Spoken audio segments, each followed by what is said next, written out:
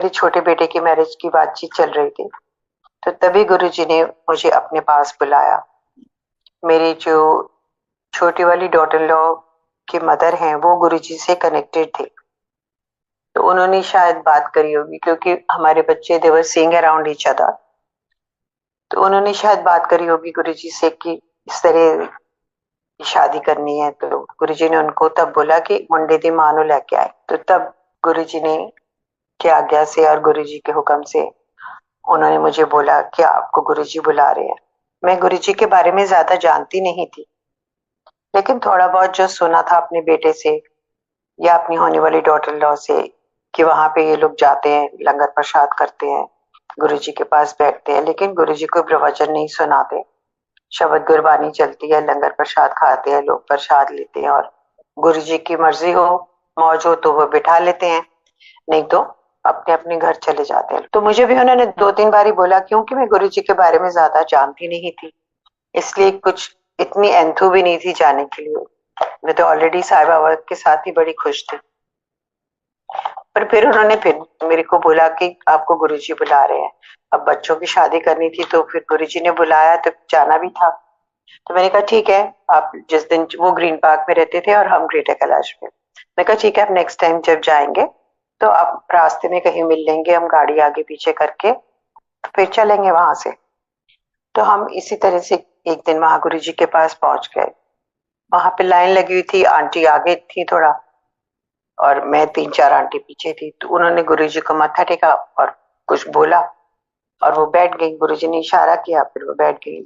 जैसी मेरी बारी आई, तो जब मैंने फर्स्ट टाइम गुरु जी को देखा, जब मैंने गुरु जी को देखा तो एक अजीब सा ऑरा और इतनी ब्राइट लाइट उनके चारों तरफ, और वाइट चोले में वो बैठे हुए थे। तो अजीब सी जैसे, अब ये चीजें it's very difficult to explain what I felt through that time, but it was a beautiful experience and very divine kind of darshan which I had at that time. और जब मेरी बारी आई मत्था टेकने के लिए, तो मैंने जब मम्मी के साथ कहीं जाती थी या मम्मी अपने कोई एस्ट्रोलॉजर या कोई पंडित जी के पास ले जाते थे मुझे, she was very fond of going to pandit. She used to tell me all the time कि इनके पैर छू लो, उनके पैर छू लो। तो I used to tell her कि नहीं मम्मी, मैं किसी के पैर नहीं छूंगी, जब मुझे रब मिलेगा ना तो मैं रब के पैर छूंगी, या जब मेरा मन करेगा मैं छूंगी। और जब मैं गुरु जी के पास गई हूँ तो ऑटोमेटिकली मेरे पैर उनके चरणों की तरफ, मेरे हाथ उनके चरणों की तरफ बढ़े और मैंने उनके चरण छुए। तो गुरुजी ने मेरा नाम लेके बोला, क्योंकि वो आंटी ने शायद बताया होगा या मुझे नहीं पता, कि रूपा आंटी बैठ जाओ। तो मैं बैठ गई वहां पे, हम लोग भी बैठ गए। थोड़ी देर के बाद लंगर प्रसाद स्टार्ट हुआ एंड सब लोग अपना, फिर गुरुजी ने लंगर प्रसाद से पहले सबको प्रसाद देते थे, वो प्रसाद खाया, बाहर जाके हाथ धोए, आके लंगर प्रसाद करा and after that we all went for agya again. तो गुरुजी ने हमें बिठा लिया।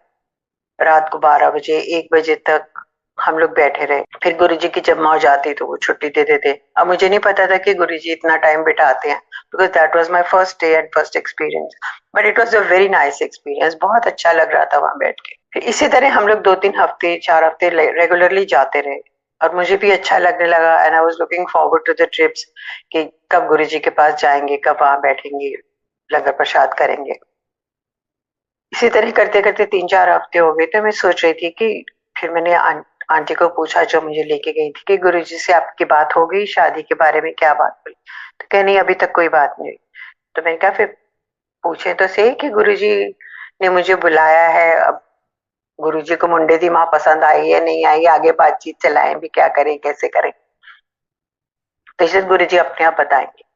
तो एनीवे उनकी जो भी गुरुजी के साथ बातचीत हुई होगी, फिर उसके बाद कुछ बच्चों की शादी भी फिक्स हो गई गुरुजी की ब्लेसिंग से। और पर वो जहां वहां बैठने का जो एक्सपीरियंस था वो एक अलग ही नशा था। तो जब हम वहां बैठे हुए थे तो इसी दिन, अभी मुझे ज्यादा जैसे 4-5 हफ्ते ही हुए थे जाने के टाइम, तो हम लोग दरबार में बैठे हुए थे, सब लोग आंखें बंद करके बैठे हैं। तो थोड़ी देर में एक अंकल आए, गुरु जी को एक लिफाफा पकड़ा गया। तो उसमें से गुरु जी ने छोटे लिफाफे निकाल के एक एक किसी किसी संगत को इशारा करके बुलाए और वो एक एक लिफाफा उनको दे देते। अब मैं तो बहुत नई थी, इसलिए मुझे तो पता नहीं था कि क्या दे रहे हैं क्या कर रहे हैं। और मुझे भी मिलेगा कि नहीं मिलेगा। फिर भी मैंने सोचा कोई बात नहीं, पुराने लोगों को शायद देते होंगे। लेकिन थोड़ी देर के बाद गुरुजी ने मुझे इशारा किया, तो मुझे नहीं पता था कि मुझे ही जाना है, तो मैं इधर उधर देख रही थी। तो मुझे एक आंटी ने बोला कि आपको बुला रहे हैं गुरुजी। तो मैं जब गुरुजी के वहां चरणों के पास पहुंची तो उन्होंने वो लिफाफा मुझे पकड़ा दिया। वो लिफाफा हम लेके आके फिर बैठ गए। अब उसी टाइम तो कोई नहीं खोल रहा था कि लिफाफे के अंदर क्या है। फिर मैंने सोचा कोई, क्योंकि सुना था कि गुरुजी इनविटेशन कार्ड देते हैं किसी की शादी में जाने के लिए या कहीं पे और जाना हो तो कार्ड वार्ड होता है या कुछ होता है, तो मैंने कहा वही होगा।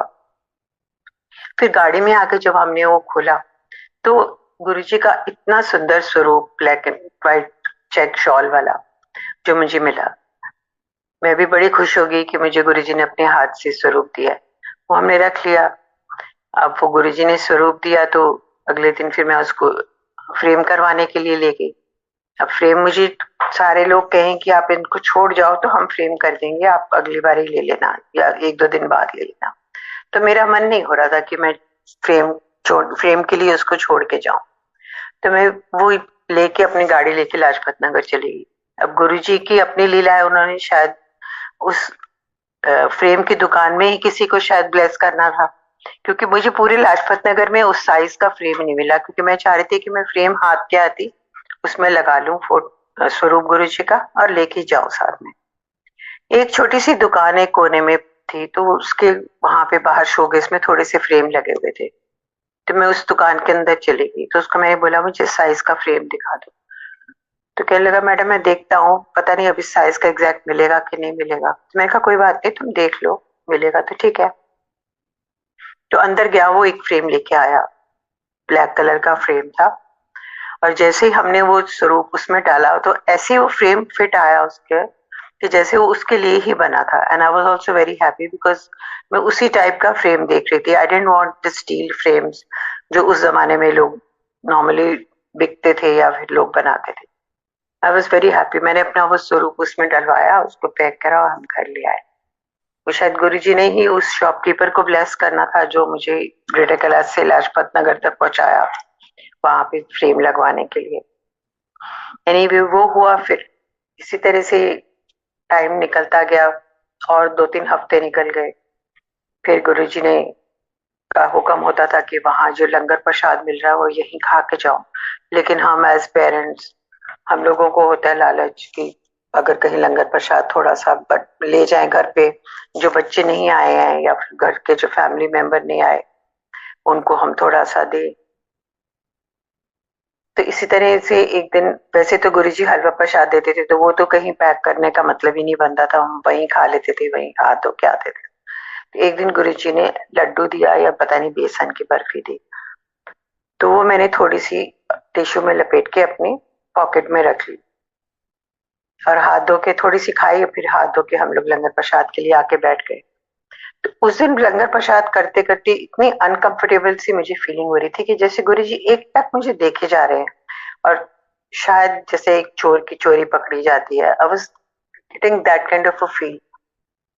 तो फिर भी चुपचाप सब 4 लोग हम बैठे थे, मैं लंगर प्रसाद हम करते रहे। तो गुरुजी ने एक अंकल को इशारे से अपने की तरफ बुलाया और कुछ बोला। जब लंगर प्रसाद करते करते फिर वो अंकल ने बोला कि गुरुजी कह रहे हैं कि जिन्ना जिन्ना ने प्रसाद छुपाया वो अपना कटन ते खा लैन, वो उन्हों की ब्लेसिंग हैगी है और उन्होंने ਇੱਥੇ ही खत्म करना। And I felt so embarrassed कि मुझे समझ में नहीं आई कि मैं निकालूं कैसे गुरुजी को। तो शायद उन्होंने मुझे देख लिया, कैसे किया मुझे नहीं मालूम। तो मैंने बड़ी मुश्किल से अपनी पॉकेट में से हल्का सा हाथ डाल के वो प्रसाद निकाला और वहीं पे खत्म किया। और बिल्कुल जैसे चोर की चोरी पकड़ी चली जाती है ना, I had that kind of feeling. फिर हम लोगों ने लंगर प्रसाद खत्म करा, बाहर हाथ धोए, फिर गुरुजी का मत्था टेकने के लिए आए। तो गुरुजी ने फिर बिठा लिया, रात को 2 बजे तक हम लोग बैठे रहे। और तब ऐसा नशा सा आ गया था कि सब लोग छुपने लग गए कि गुरुजी कहीं बुला के भेज ना दें, छुट्टी ना दे दें कि चलो भागो अब यहाँ से जाओ, आ गया आ गया। तो हम लोग पिलर के पीछे पीछे छुप के बैठ जाते थे कि गुरुजी की नजर ना पड़े। लेकिन गुरुजी की नजर तो कहीं पे भी पड़ जाती है। तो एनीवे जब टाइम आता है तो गुरुजी कहते थे कि फिर कहने लगे बाद में कि चलो जाओ हुन जाओ, ब्याह दिया तैयारियां करो, जाओ ऐश करो। जाओ बाजार जाओ, शॉपिंग करो। हर बार गुरुजी ने यही बोलना कि जाओ ब्याह या तैयारियां करो। So we were very happy and elated कि गुरुजी की ब्लेसिंग है और गुरुजी कह रहे हैं जाओ शॉपिंग करो। तो हम अपना खुल के शॉपिंग करनी, शादी की तैयारियां हो गई। बड़े अच्छे से गुरुजी ने शादी करवाई। गुरुजी ब्लेस करने भी आए बच्चों को। So it was all a very nice experience and very nice blessings which we had. अब गुरुजी को ही पता है कि मेरे को शादी से 2 साल पहले कुछ काफी ज्यादा हीमोग्लोबिन मेरा कम रहने लग गया था और इतनी ज्यादा वीकनेस और डॉक्टर फाइब्राइड्स हो गए। तो डॉक्टर्स ने बोला था कि आपको सर्जरी करवा लेनी चाहिए, नहीं तो हीमोग्लोबिन इतना कम 4.5 पे जा रहा है तो you can collapse any time. तो मैं टाल मटोली कर रही थी because I didn't want to have the surgery done. और उसके बाद ही और इट वाज फिक्स्ड कि नहीं आपको सर्जरी तो करवानी पड़ेगी, फाइब्रॉइड्स हैं तो आपको रिमूव तो करवाने ही पड़ेंगे। तो हमने कहा ठीक है चलो जब करवाने पड़ेंगे तो करवाएंगे, देखते हैं करती रही मैं। और फिर उसी दौरान गुरुजी ने अपनी शरण में बुला लिया और थोड़ा टाइम पहले की मेरी सर्जरी वगैरह सब फिक्स हो गई थी। तो फिर बच्चों की शादी के टाइम आ गया तो मैंने कहा चलो ठीक है अब शादी के बाद करा लेंगे जो करवाना होगा। पर वो पता ही नहीं लगा कि गुरुजी ने कब ब्लेस कर दिया, कब फाइब्रॉइड्स भी खत्म हो गए, कब मेरी वो प्रॉब्लम भी खत्म हो गई और एचपी में मेरा अपने आप ठीक हो गया। लाइफ नॉर्मल रूटीन में चलती रही और वो सर्जरी वगैरह के जो डॉक्टर ने कहा था कि कोई आपको ताकत नहीं रोक सकती, you have to go under the knife, तो वो सब गुरुजी ने अपने आप ही ब्लेस करके सब ठीक कर दिया। तो ये तो गुरुजी को ही पता है कि किसको कहाँ बुलाना है, कब बुलाना है, कैसे ब्लेसिंग करनी है।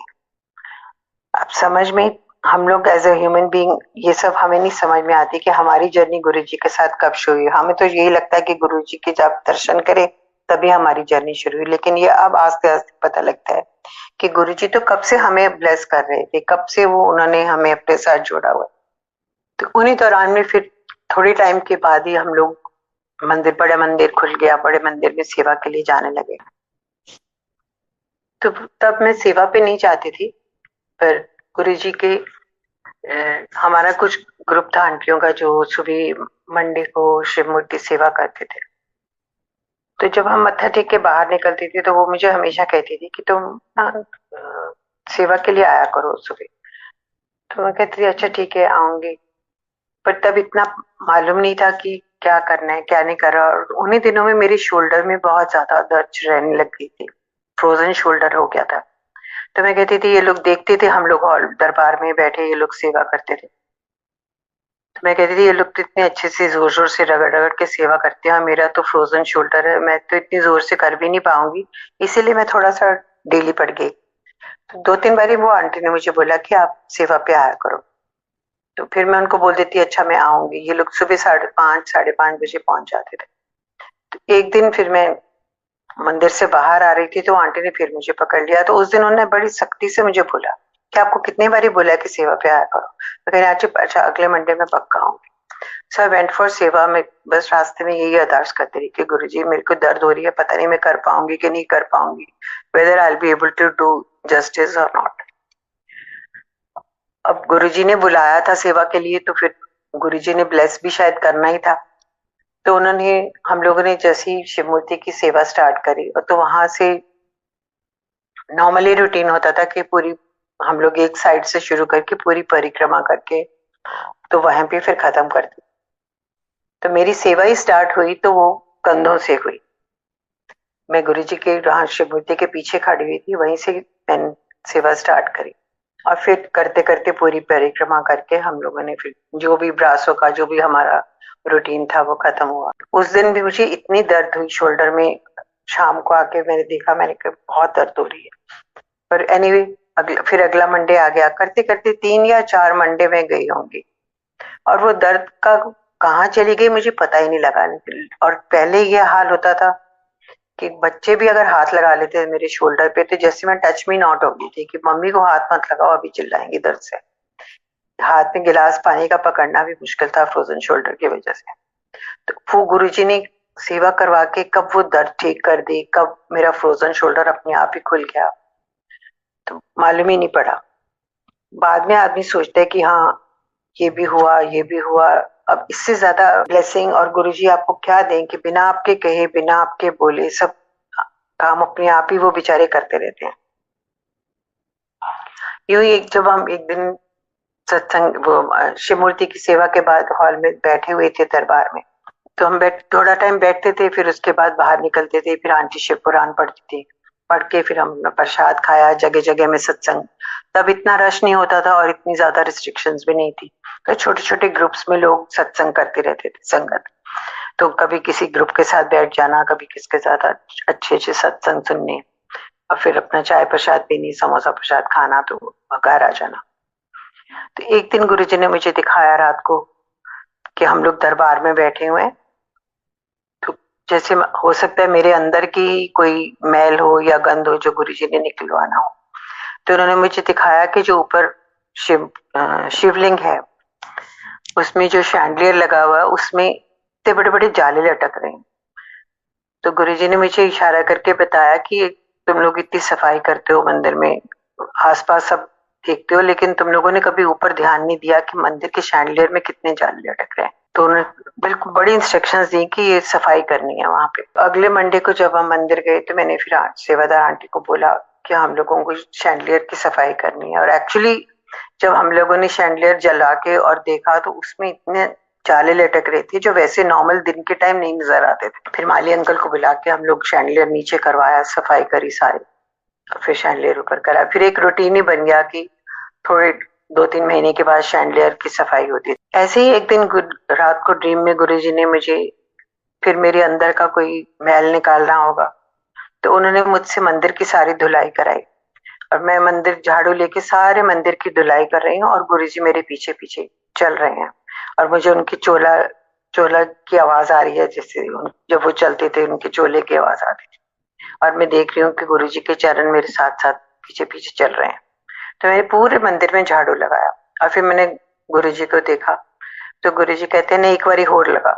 तो फिर से मैं शुरू हो गई, फिर सारा मंदिर गुरुजी ने मुझसे साफ कराया, और फिर एंड में आके जब पूरा मंदिर सारा साफ झाड़ू लग गया, फिर मैंने गुरुजी को देखा, तो फिर गुरुजी ने मुझे स्माइल दिया और इशारा किया कि चंगा हो गया, चलो निकलो अंदर से जाओ। इसी टाइम दौरान में जब मैं एक बार हम एम्पायर स्टेट में बैठे हुए थे, लंगर से पहले सब लोग चाय प्रसाद पी के बैठे हुए थे, तो एक अंकल आके उन्होंने गुरुजी को एक लिफाफा पकड़ाया, उसमें छोटे छोटे पाउच थे। तो वो छोटे छोटे पाउच लेके गुरुजी, जैसे उनका रूटीन था, संगत को किसी को जिसको ब्लेस करना था वो बुला के उनको देते थे।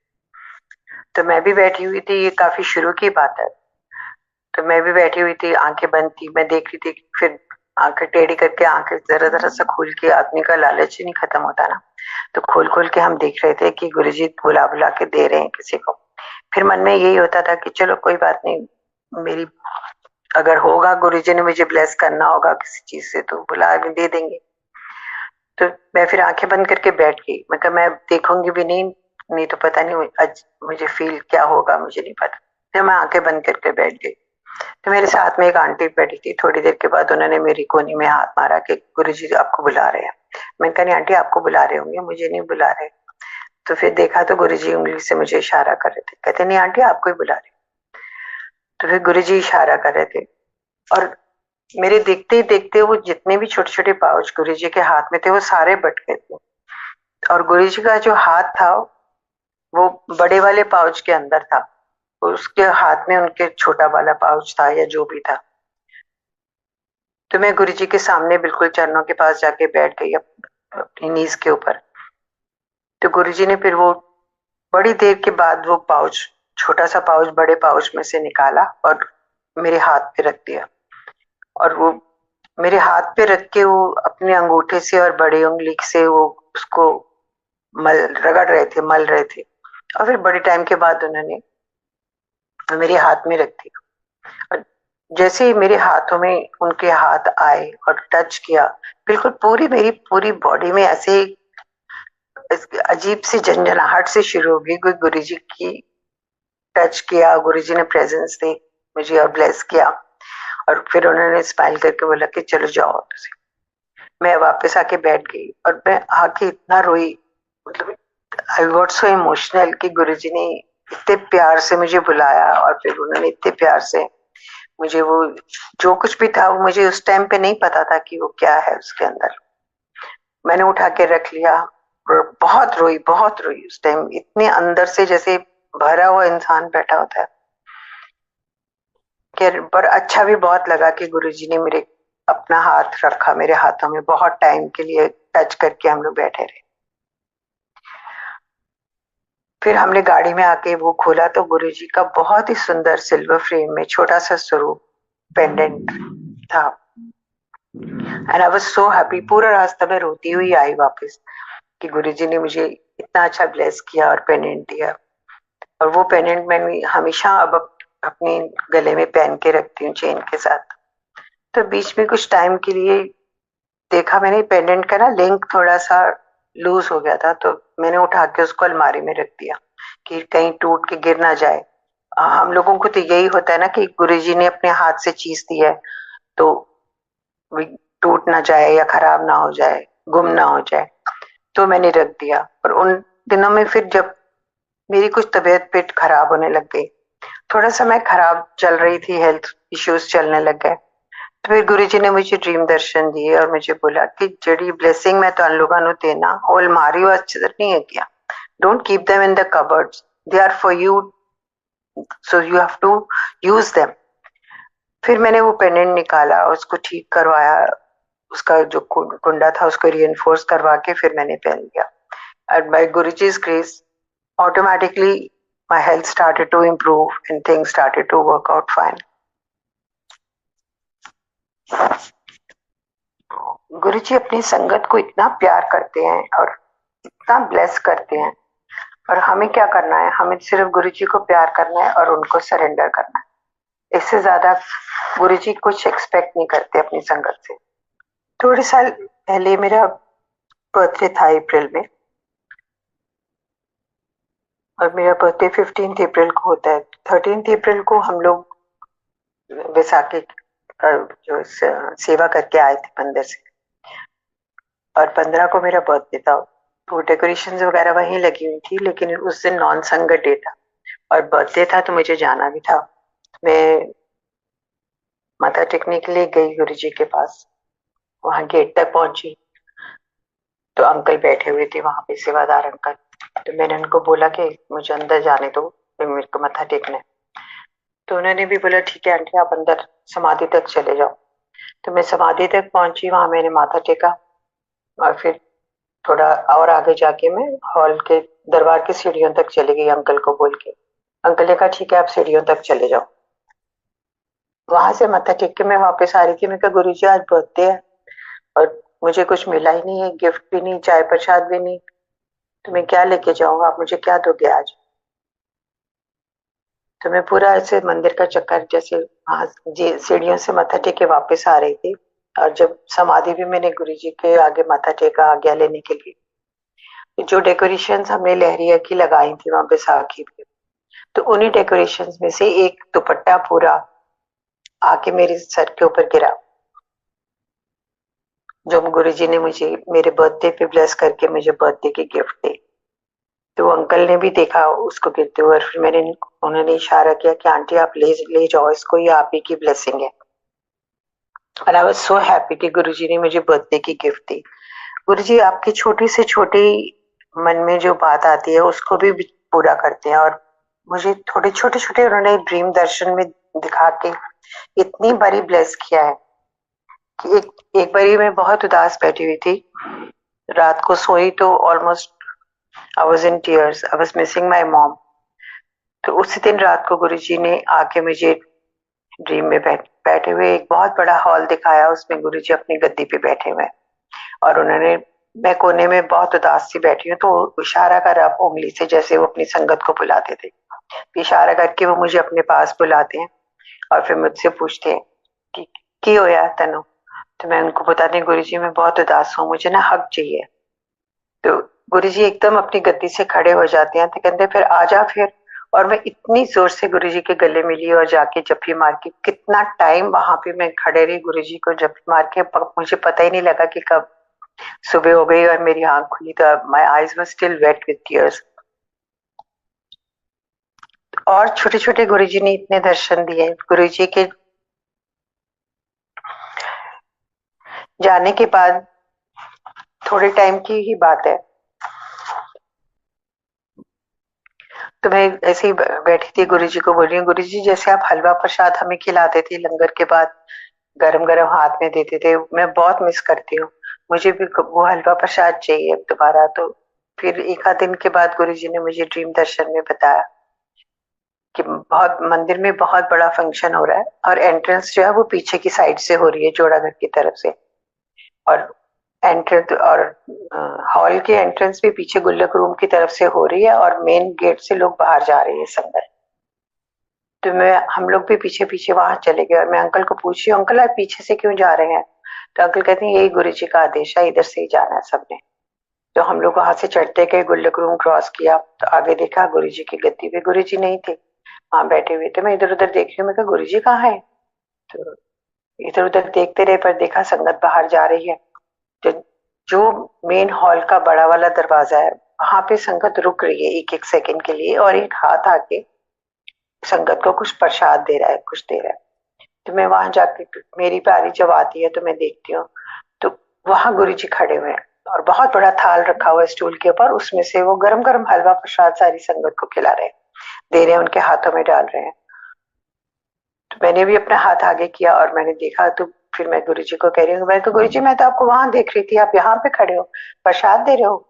तो गुरुजी कहते हैं अल्लाह। तो उन्होंने एकदम गरम गरम हलवा प्रसाद मेरे हाथ में डाला and gave me such a sweet smile, and he was not in his Chola, he was wearing a blue shirt and a white pant, और वहीं दरबार के दरवाजे पे ही खड़े सबको प्रसाद दे रहे थे। वहां से हम लोगों ने प्रसाद लिया और बाहर आ गए, और इसी तरह से मेरा ड्रीम फिर वहीं टूट गया, खत्म हो गया।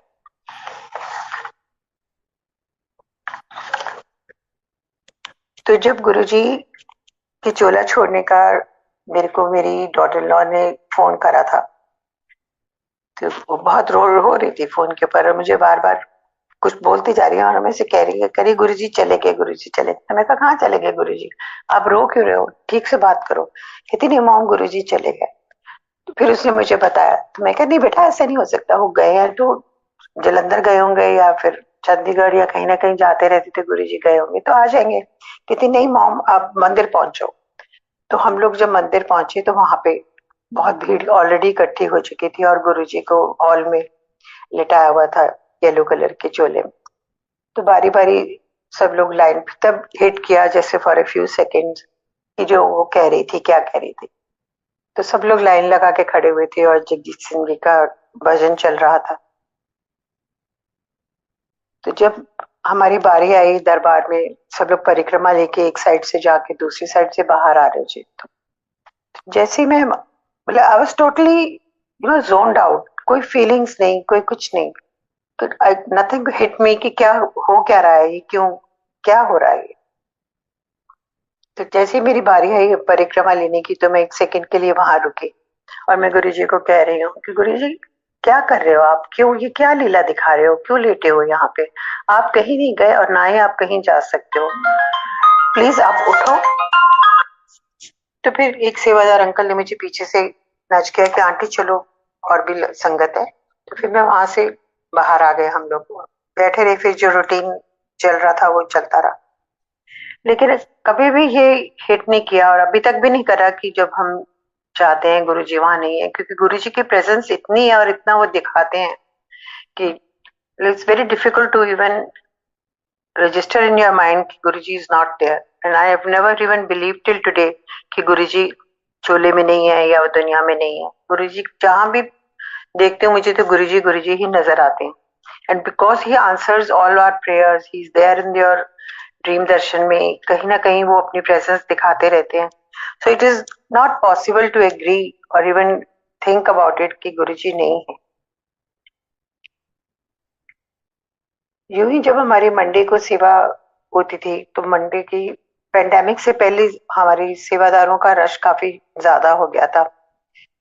शिव मूर्ति की सेवा। तो आस्ते आस्ते हमारी जो आंटीज थी, सेवादार आंटी, उन्होंने हमारे लोगों की टर्न लगा दी कि कोई महीने में एक बार ही आती थी किसी की, या महीने में 2 महीने में एक बार ही आती थी, तो हम लोग बाहर बैठ जाते थे। लेकिन ये तो हमें नहीं पता था कि मंदिर अब बंद होने वाला है, पैंडेमिक आ रहा है। तो बिल्कुल इस बात के लिए भी हम लोग तरस जाएंगे कि गुरुजी के मंदिर में भी नहीं पहुंच पाएंगे। तो उन्हीं दिनों की बात है, पैंडेमिक के मंदिर बंद होने से थोड़ा टाइम पहले मेरे को गुरुजी ने इतनी सुंदर ब्रास की शिव मूर्ति पहुंचाई, एक सेवादार के थ्रू। ना वो मुझे जानते हैं ना मैं उन्हें जानती हूँ, लेकिन उन्होंने एक पैकेट पकड़ाया मेरी डॉटर को कि ये तुम्हारी मम्मी के लिए है, उनको दे देना। तो जब वो शाम को घर पे आई, उसने मुझे पकड़ाया, कह लगी मम्मी आपके लिए एक अंकल ने दिया है। तो मैं कहा मैं तो किसी अंकल को जानती नहीं हूँ बेटा, उन्होंने क्या दिया? कहती आप देख लो। मैंने सोचा शायद गुड़ होगा, या पंजाब से कोई कभी कोई ना कोई अंकल ले आते थे कुछ, या आंटी कभी आई तो सेवादार आंटी जो जान पहचान की थी तो कभी ले आते। मैं कहा शायद गुड़ होगा, इतना भारी भी है, देख रही हूँ मैं। तो कहती है आप ही खोल के देख लो, उन्होंने कहा था कि हम मम्मी को देना, वो अपने आप ही खुलेंगी। तो जैसे जैसे मैं पेपर, न्यूज़पेपर में लपेटा हुआ था, मैं लेयर खोल रही हूँ पेपर के, तो जैसे जैसे मैं लेयर खोल रही हूँ तो वो भारी था, मुझे लग रहा था कि हाथ से छूट ना जाए। तो जैसे ही लास्ट लेयर मैंने खोला, और इतनी मैं खुश हुई देख के, और मुझे लगा कि जैसे खुशी के मारे मेरे हाथ से छूट ही जाएगा। इतनी सुंदर शिव मूर्ति, बिल्कुल वैसी छोटी मूर्ति जैसे मंदिर में लगी हुई है, उसके साथ की सिमिलर मूर्ति गुरुजी ने मुझे घर पे पहुंचाई। फिर क्योंकि उसके थोड़े दिन बाद ही मंदिर बंद हो गया, और सब लोग अब पूरी संगत तरसने लग गई मंदिर जाने के लिए। लेकिन गुरुजी ने तो ब्लेस किया था कि घर घर में मंदिर होगा, घर घर में पूजा होगी। तो उन्होंने शिव मूर्ति, मेरे पास थी भी नहीं, और उन्होंने शिव मूर्ति भी घर पे पहुंचवा दी, मेरे को दे दी। तो हम लोगों ने अपने मंदिर में, जहां गुरुजी ने अपना स्थान बनवाया था, तो उसका भी सत्संग है, मैं आपको सुनाऊंगी। जब ये फ्लैट गुरुजी ने हमें ब्लेस करके दिया, तो हम लोग सोच ही रहे थे कि मंदिर कहाँ बनाएं, और माइंड में एक कमरा था जहाँ पे सोचा था कि हम मंदिर बनाएंगे, यहाँ पे गुरुजी का स्वरूप लगाएंगे। और वो मंदिर भी मैंने बड़ी अच्छे से, हमने ब्रिक वॉल की डेकोरेशन बैक पे करवानी थी, और उसके ऊपर हमने स्वरूप लगा के गुरुजी का मंदिर बना था। लेकिन वो ब्रिक वॉल्स जो थी, जब रात को कारीगर लगा के जाते, सुबह उठ के वो जब आते तराई करने के लिए, तो सारी की सारी ब्रिक वॉल्स नीचे गिर जाती। इस तरह से 3-4 दिन ऐसे चलता रहा, और by the end of it brick walls, इतनी ब्रिक्स कम रह गई। तो वो, क्योंकि मैंने पर्टिकुलरली राजस्थान से मंगवाई थी, तो फिर वो हमारा कारीगर कहने लगा कि मैम अब तो ये पूरी नहीं होगी दीवार, ब्रिक्स तो बहुत कम हो गई हैं। तो मैंने कहा कोई नहीं, तुम शुरू करो, मैं ऑर्डर कर दूंगी, फिर जब आएंगी तो हम पूरी कर लेंगे, बाकी इंटीरियर्स करो तुम। तो मैंने उसको बोला, जाके ऑर्डर करने के लिए गई, तो कहने लगा मैम अभी तो 2-3 महीने लग जाएंगे, अब स्पेशल आपने कलर भी मंगाया था, अब कलर चेंज करो, तो जो स्टॉक में है वो ले लो। तो मैं कहा नहीं, मुझे तो कलर भी वही चाहिए। कह रहा फिर 2-2.5 महीने लग जाएंगे। मैं कहा कोई बात नहीं, तुम लगाओ, जब तक हमारा काम चल रहा है अभी फ्लैट का, तो वो एंड में हम कर लेंगे, तब दीवार पूरी कर लेंगे।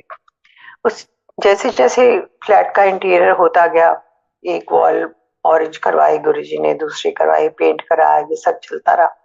फिर गुरुजी ने ड्रीम दर्शन दिए, जो दिखाया कि उनको कौन सा स्वरूप चाहिए, और उन्हें कौन सी दीवार पे अपना स्वरूप चाहिए, और कहाँ पे मंदिर बनेगा।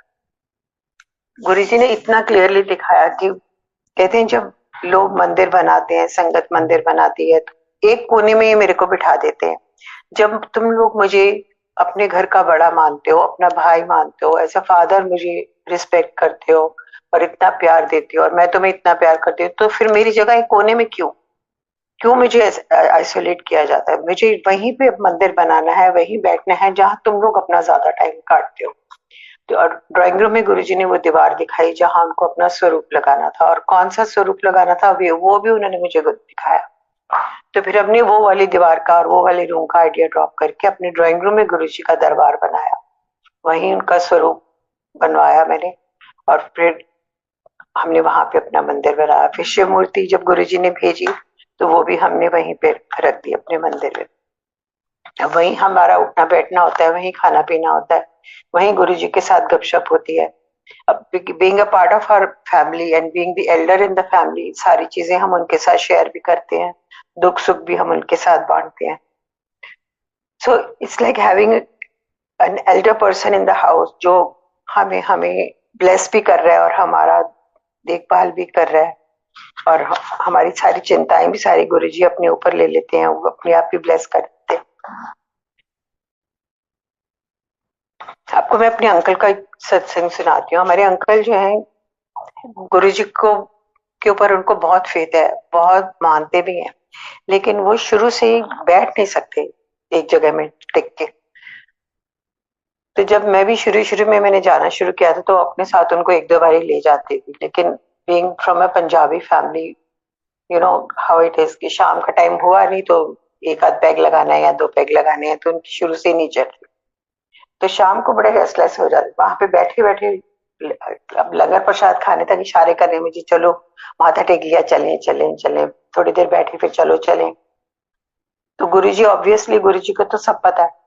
तो गुरुजी ने एक बार, मैं ख्याल दूसरी या तीसरी बारी में ही गुरुजी ने उनको बोला कि चंगा फिर तुसी जाओ, घर जाओ, पैग शैग लाओ ते जाओ ऐश करो.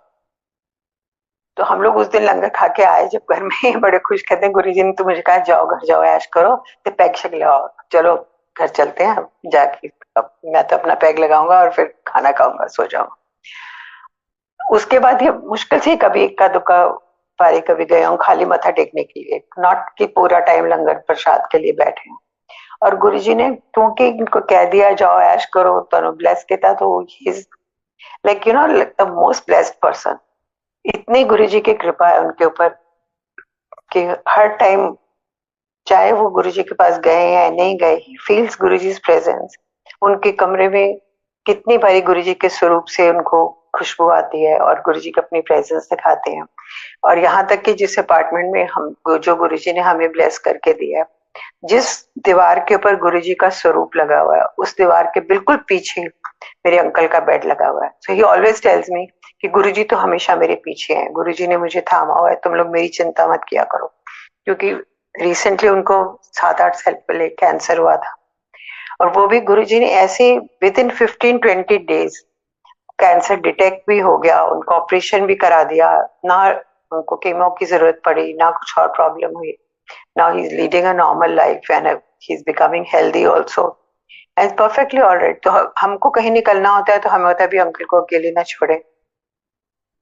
ऑब्वियसली थोड़ी बहुत टेंशन तो रहती है, तो वो कई बार ही कहते हैं नहीं तुम लोग जाओ, गुरु जी है ना, मुझे संभाला हुआ है, मेरे पीछे ही तो रहते हैं, वो मेरे साथ ही तो बैठते हैं, तो तुम लोग जाओ. लेकिन अटेंडेंट रखी होती है, जिस दिन अटेंडेंट नहीं आती तो हम लोग फिर कोशिश होती है हमारी कि हम ना निकलें घर से. और कोविड के टाइम पे भी मेरे को कोविड हुआ, हम लोग घर में 3 ही लोग हैं, मैं, मेरी डॉटर और अंकल. मेरे को कोविड हुआ और उसी टाइम उसको भी हो गया. हम दोनों कोविड से बुखार में पड़े हुए हैं, एक दूसरे को कर रहे हैं, देखभाल कर रहे हैं. मेड्स का आना भी बंद हो गया, सब कुछ. अब अंकल को कौन देखे, उनकी मेड को भी बंद कर दिया आना. तो उनको हम बड़ा समझा रहे थे कि आप अंदर अपने रूम में रहो, बाहर मत आओ. कोविड का टाइम है, हम दोनों को कोविड हुआ हुआ है. लंच खाना हमारा पैक आता था, तो उनकी डिस्पोजेबल उनको हम टेबल रखी हुई थी कि आप अपना पकड़ लो बाहर से, हम लोग खा लेंगे, वो अपना बाहर खा लेंगे. तो वो फिर बाहर आ जाए, फिर बाहर आ जाए. कहते हैं कोविड तुम्हें हुआ है ना, तो तुम लोग अपने अपने कमरों में जाके बंद हो. मैं, मुझे तो नहीं हुआ, मैं नहीं बंद कमरे में रह सकता. तो वो अपना अंदर बाहर घूमते रहे. अब हमें टेंशन कि हम दोनों ऑलरेडी कोविड से पड़े हुए हैं, बुखार है, इनको हो गया तो फिर कौन देखेगा. पर वो माने ही नहीं बात. और गुरु जी की इतनी मेहर, इतनी कृपा उनके ऊपर कि हम दोनों आस्ते आस्ते करके ठीक हो गए, रिकवर हो गए, और उन्हें आज तक बुखार तक भी नहीं हुआ, और कोविड तो बहुत दूर की बात है. And is always, Guru ji has protected him and is blessed him with everything, with good health, and we are very happy.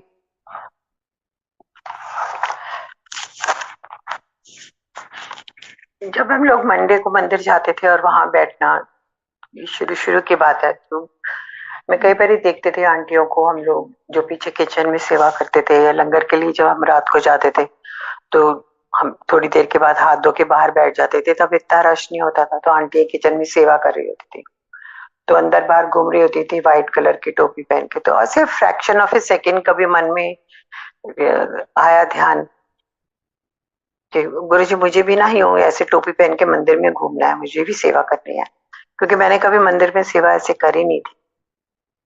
तो एक थॉट आया और माइंड से निकल गया।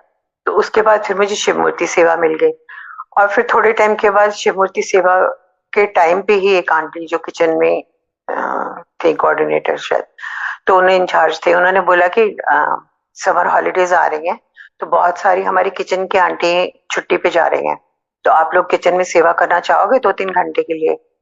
तो आई तो just totally jump with Joy, में कहा जरूर आंटी, हम लोग कर लेंगे, मैं कर लूंगी।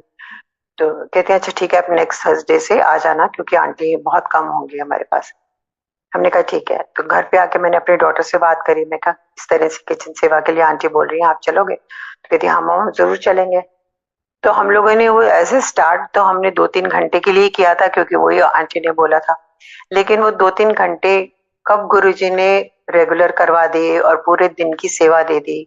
सुबह हम लोग निकलना 9 बजे और रात को 9, 9:30, 10 बजे लंगर प्रसाद करके घर पे आते थे।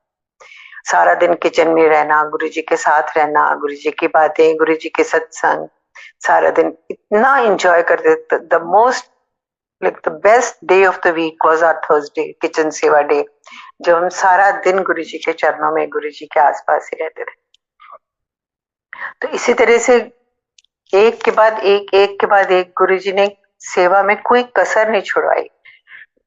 मंदिर का एक एक कोने में एक एक सेवा गुरुजी ने हमारे से करवाई, चाहे वो समाधि सेवा और शटलेट सेवा, किचन सेवा, सफाई की सेवा, रोटी प्रसाद, ये करना वो कर, सब गुरुजी ने मन पैंडेमिक से पहले इतना भर दिया मन प्यार से और सेवा से कि किसी चीज की जैसे ना कमी महसूस नहीं हुई। और पैंडेमिक का टाइम कैसे निकल गया, हर हफ्ते घर में सत्संग करना फैमिली के साथ बैठ के, या फिर जूम के सत्संग स्टार्ट हो गए, तो इतना एंजॉय करते थे, यूज्ड टू लुक फॉरवर्ड कि अब ये सत्संग स्टार्ट होने वाला है, अब ये सत्संग स्टार्ट होने वाला है, अब ये सुनना है, अब ये सुनना है। फिर मल्टीलिंगुअल ने तो इतना सपोर्ट किया, फिर उन्होंने शुरू करा, तो फिर तो एज ए रूटीन रेगुलर हमारा बन ही गया कि अब कोई ना कोई सत्संग चलता रहेगा, तो वो कल हम लोग सुनेंगे, और फिर हमारे इतनी ब्लेसिंग्स मिलती है और इतना अच्छा लगता। थोड़ा जैसे बीच में ना हमारा टाइम कुछ ऐसे ही चल रहा था, वो भी गुरुजी को ही पता है कि क्या वो कर, तो ऐसे जैसे थोड़ी सी लाइफ में इनसिक्योरिटी सी फीलिंग आ रही थी। गुरुजी से बात करते करते कि गुरुजी कैसे होगा, क्या करेंगे, फिर मन में आया नहीं ठीक है गुरुजी आप वो देख लोगे, अब हम क्या कर सकते हैं, अब टाइम जैसा भी है वो भी आपका ही दिया हुआ है, अच्छा है तब भी ठीक है, खराब है तब भी ठीक है। तो फिर गुरुजी ने रात को ड्रीम दर्शन दिए मुझे और दिखाया कि बहुत बड़ा एक प्लॉट है, लैंड है, प्लॉट भी नहीं है, ह्यूज लैंड, जहां तक देखो तुम जमीन ही जमीन है, और बिल्कुल मिट्टी है, जमीन है, कुछ भी नहीं है आसपास। तो मैं ऐसे एक साइड में देख रही हूँ, तो वहां पे एक पैच है जो ग्रीन है, वहां पे बहुत ग्रीनरी लगी हुई है, हर टाइप की सब्जी, बड़ी बड़ी पालक, खीरे, घिया, गोभी, मतलब हर टाइप की सब्जी यू नेम इट, और वो उस ग्रीन पैच में है। और वो ग्रीन पैच चारों तरफ से जैसे खेत बंधे हुए होते हैं रस्सियों से और बैम्बू से, उस टाइप से बंधे हुए हैं। तो मैं बड़ी खुश होती हूँ, मैं कहती देखो सारा तो बंजर सी जैसे जमीन है, और ये एरिया कितना ग्रीन है और कितना अच्छा बना हुआ है। और फिर मैं देखती हूँ वहां पे जो खेत का एक दरवाजा सा जैसे बना होता है डंडे से, तो वहां के बाहर थोड़ा आगे जाके एक गद्दी पे गुरुजी बैठे हुए हैं अपने लाल चोले की। तो मैं बड़ी खुश होती हूँ कि गुरुजी आप यहाँ पे खेत में क्या कर रहे हो? तो वहां पे जाके फिर मैं उनको इशारा करती हूँ कि भी इधर आओ मेरे पास, तो वो इशारा करके मुझे डंडा दिखाते हैं, और वो ऐसे बैठे हुए हैं वहां पे गद्दी के ऊपर जैसे एक चौकीदार गार्ड बैठा होता है कोई चीज की गार्ड करने के लिए, और इस तरह से वो दिखाते हैं और मुझे इशारा करते हैं कि जैसे गुरुजी अपने हाथ से इशारा करते हैं कि जैसे कोई बला डालने के लिए, या कहते वो करके, और वो मुझे स्माइल देके मेरा ड्रीम भी खत्म हो जाता है और गुरुजी भी अपना चले जाते हैं, और मैं देखती हूँ तो मैं अपने बेड के ऊपर होती हूँ। फिर मैं देखती हूँ कि गुरुजी ने कितना अच्छा मुझे दिखाया ड्रीम। तो गुरुजी बता रहे हैं कि टाइम जैसा भी है लेकिन मैं हूँ तुम्हारे साथ, तुम्हें गार्ड कर रहा हूँ, तुम्हें किसी बात की चिंता करने की जरूरत नहीं है। और हम लोगों को वहम होता है कि शीशा टूट गया, ये खराब हो जाएगा, ये गलत हो जाएगा, वो भी गुरुजी ने दिखाया कि कोई वहम करने की जरूरत नहीं है। हमारी कितनी बड़ी कोर्ट में डेट लगी हुई थी, और वो गुरुजी ने वो उससे ध्यान हटा के हमें सत्संग में बिजी कर दिया। घर पे सत्संग रखवाया हुआ था, वो सत्संग हम लोग बिजी हो गए। और जिस दिन डेट थी उस दिन दिल्ली में जो रहने वाले हैं उनको सबको पता होगा, इतना तूफान आया था, आंधी आई, बारिश आई, पेड़ टूट टूट के सड़कों पे गिरे हुए थे। और हमारे भी बाहर बालकनी में ग्लेजिंग हुई हुई, पूरी पूरी ग्लेजिंग उखड़ के गिर गई, शीशे टूट के ड्राइंग रूम तक अंदर तक आ गए। और मैं और मेरी डॉटर हम लोग सत्संग की तैयारी कर रहे थे वहां पे, और वो बिल्कुल शीशे हमारे बिल्कुल फेस के पास से उड़ उड़ के सोफों के ऊपर गिरे हैं आके। लेकिन गुरुजी की इतनी मेहर है कि वो बिल्कुल हमें एक टच भी नहीं किया शीशा। और बाद में जब हमने देखा तो पूरा ड्राइंग रूम हमारा, सोफे, कारपेट सब शीशे से, छोटे छोटे चूर चूर शीशों से भरा हुआ था।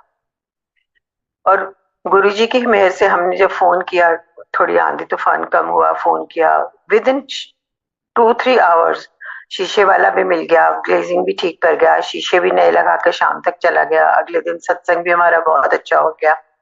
एंड देन वी रियलाइज कि गुरुजी ने, और हमारा डेट से ध्यान ही हट गया बिल्कुल। तो अगले दिन पता लगा कि ठीक है, जो डेट वेट थी वो सब सही हो गया, गुरुजी ने अपने आप ही सारे कष्ट शीशों में उतार दिए, निकल गया वो सब टाइम, खराब टाइम भी निकल गया। तो इतना गुरुजी अपनी संगत का ध्यान रखते हैं और इतना प्यार करते हैं।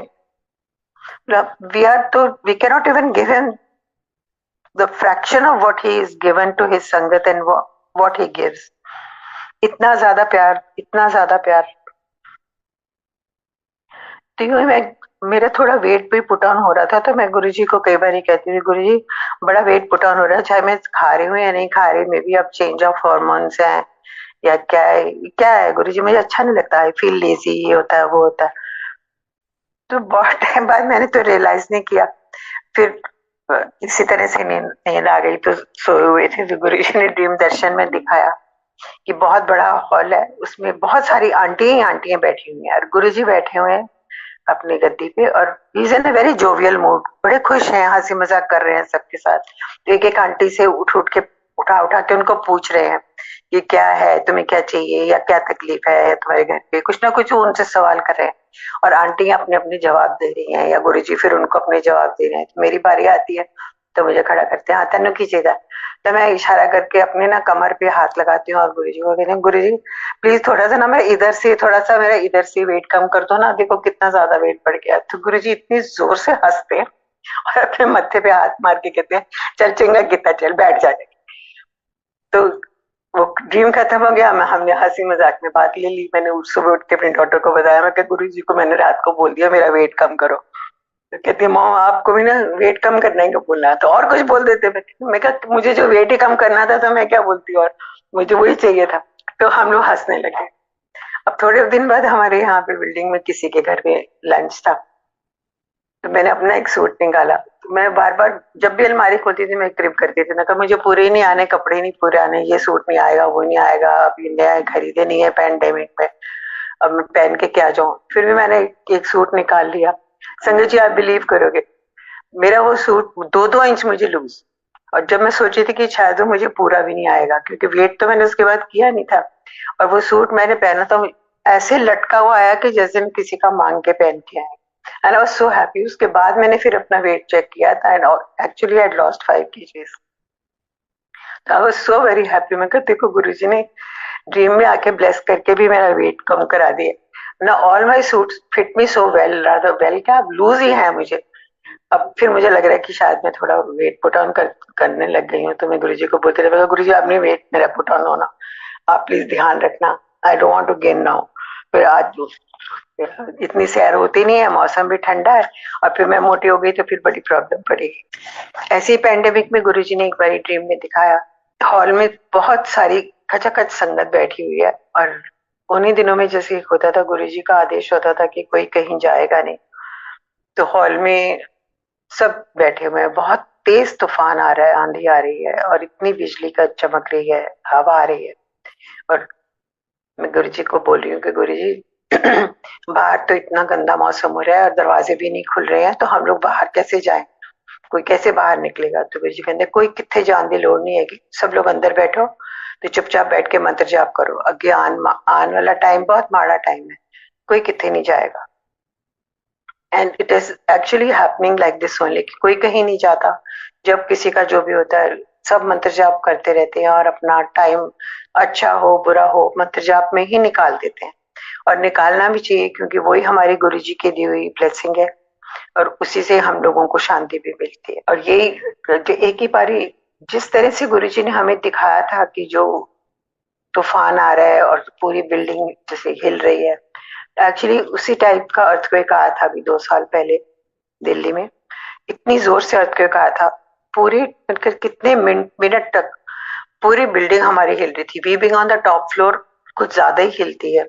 और बार बार हमारे व्हाट्सएप पे ग्रुप पे मैसेज आ रहा था RWA का कि बिल्डिंग खाली करो, सब लोग नीचे आ जाओ, अर्थक्वेक इज वेरी स्वेयर।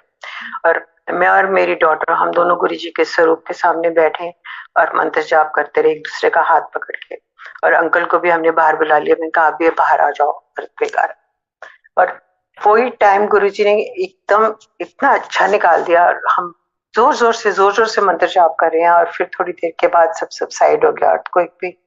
और फिर आस्ते आस्ते हमारी बिल्डिंग से मैसेज आने लग गया कि ठीक है अब सब लोग ऊपर आ गए हैं, जो जो सेफ हैं सब अपने अपने कोई बता दो सब ठीक ठाक है। इतना ज्यादा गुरुजी आपको हर टाइम पे हर बात का पहले ही बता देते हैं कि ये होने वाला है या ऐसे करना है तुम्हें। नहीं तो अर्थक्वेक इतना जब सवेयर आता है तो आदमी वैसे ही हिल जाता है कि क्या करे। और तुम इतनी हाइट पे रह रहे हो, you can not use the lift, सीढ़ियों तुम वैसे ही डरते हो जाने के लिए। तो बेटर है कि कहीं ना इधर उधर जाके जो होना है वो गुरुजी ने अपने आप ही देखना है, तो अपने आप ही देख लेते हैं। अपना कोई भी कष्ट हो कुछ हो अपना बैठो गुरु जी के सामने, मंत्र जाप करो संगत जी और अपने आप को सरेंडर करो। इसी में हम लोगों का सबका कल्याण है।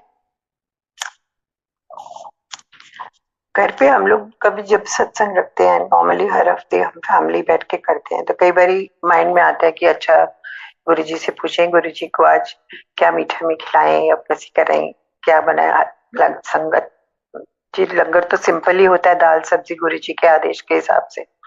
तो कभी हलवा प्रसाद बना लेते हैं। तो उस दिन रात को अगले दिन हमने सत्संग रखा हुआ था, तो हमारा पूरा हमने बात सोच लिया था कि ये दाल सब्जी बनानी है और हलवा प्रसाद उठ के मेरी डॉटर बनाती है वो बना लेगी।